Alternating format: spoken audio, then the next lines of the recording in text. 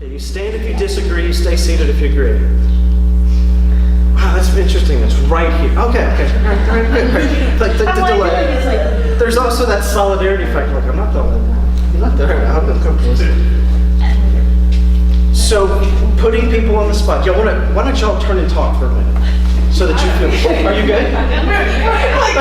Clarifying this. All right. So because everybody else here agrees. Everybody else here agrees that that's not how it works. People follow respected leadership from what cause they can believe in. So they feel like you got to follow the leader first, not the cause. So let's hear. What do y'all think? Share. The only reason why I disagree with this is because of that word first. Because I feel like people do see the vision and they are drawn to the vision. And so they'll kind of buy into the vision, and then if the leader is not a good leader or not a good person, then they will back away from that vision. But I think that they see the vision first before they see the leader a lot of times. So I don't necessarily feel like they first buy into the leader. I think they do have to buy into the leader to stay hooked up with the vision. But I think that a lot of times the vision itself will speak for itself first, and they'll buy into that. And then when they see that the leader is worthy to follow, then they'll continue. And if they don't, then they won't. So it's the word first that causes me to say not necessarily. Pretty strong semantics. Sequence, first. Teacher, words matter. They do, absolutely. Like, no. Oh, you can sit down if you want to, but and you all have to share. But I mean, did she say anything that you would like to add to or just enhance? For me, not only was it the word first, but it depends on the vision and who the people are.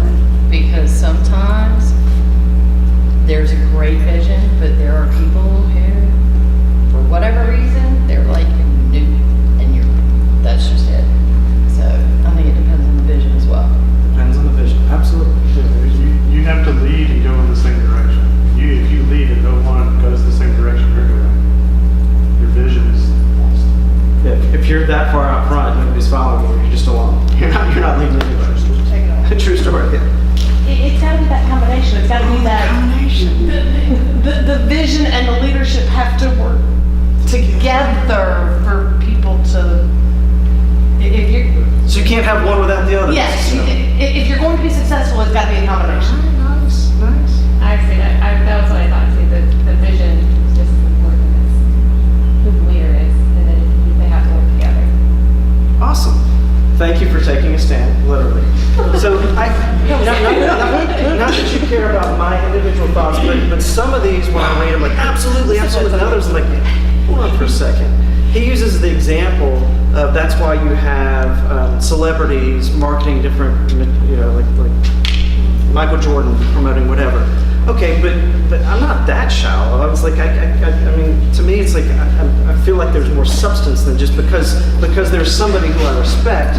Because I respect my dad, but I don't agree with everything my dad says. And so this was a very personal struggle for me. I thought about political parties. Not that we're going to dive into politics here, but some people believe in the leader of a political party. And some people think, wait, that leader is not saying exactly what my party believes. And sometimes there's a party that has you believe in your party, but the leader doesn't represent it. So I'm not an expert. I haven't been around as long as Maxwell, but his work has been around for a really long time. As we started, like this was some foundational work. And I think that we live in a slightly different time to where it's okay to question some of these things to make sure that it resonates with us. But I do think what you said is absolutely critical. You have to have both. I'm sorry, Todd. I just wanted to also add, I feel like this also assumes that buy-in is kind of instantaneous for people.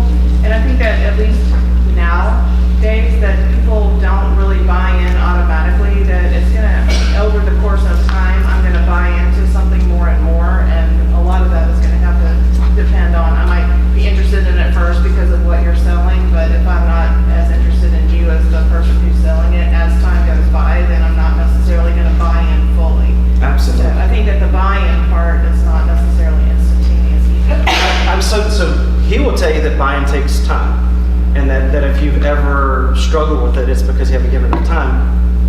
the other struggle that I had.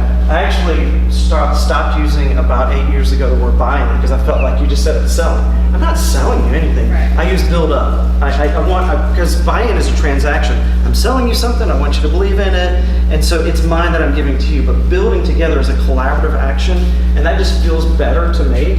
And again, this is, if you read his book, there's a lot of females in here. What's the pronoun he uses all the way through? It's always he. So there are some things here that are a bit antiquated. The laws, as in general speaking, I think still stand, but there's some things that I want you to feel like, okay, I'm going to wrestle with this one. But when you mention that there has to be a balance, I do think this is absolutely correct. I think he's spot on. You can have, if you don't have a good leader and you don't have a good vision, then you need to find another leader. I also added there, you need to find another vision. Like you're lost. I mean, there's nothing going on. It's not even a party at that point. It's just people wandering aimlessly. If you don't have a good leader but you have a good vision, well, you need another leader. And that's kind of what we're talking about a little bit. It's like, I believe that vision, like if you've been a part of a nonprofit before, and you're like, I really believe in this vision, but the leader is not very organized. Like, I don't want to give up yet, but we need to find somebody better at the helm to do this. I want this, organizations, it can also happen in schools. It's like, I believe in what we're trying to accomplish, but maybe my department chair or maybe my principal, whoever, they're a good person, but I'm not really sure I'm following their vision.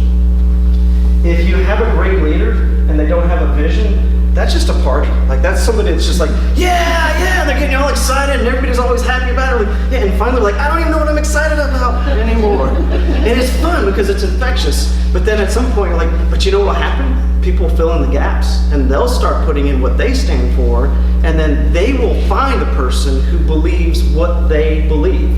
And so as a leader, at that point, it's great to get people all motivated, but if you don't have that vision, so you're absolutely right, you have to have both. You have to have that leadership, that solid leader, and that vision. And this comes back to the fact that people are all looking at who? You, the leader.